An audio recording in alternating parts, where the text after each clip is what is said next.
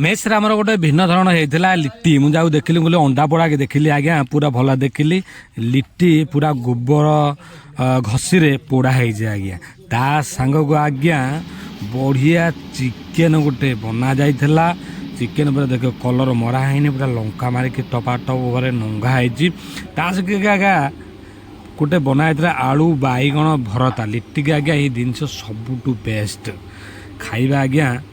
गोटे बहुत मजा था लिट्टी भाई बिहारी जन भाई सफासफी कर देख भल भाव आउ देख लिट्टीटा मुझे तो प्रथम थर खाई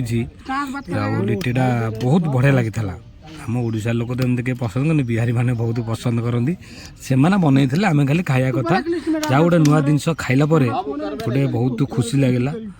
आमती कौन कह आपण मैंने खाई जनइबे देख पे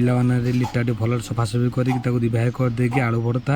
चिकेन तरीक मुझे बांटिकी समस्त देली आगे सम्मान एमती सम्मान भाव में समस्ते पाइबे कई के कहीपर कि मत बहुत देला किए कहला कम देदेला आज्ञा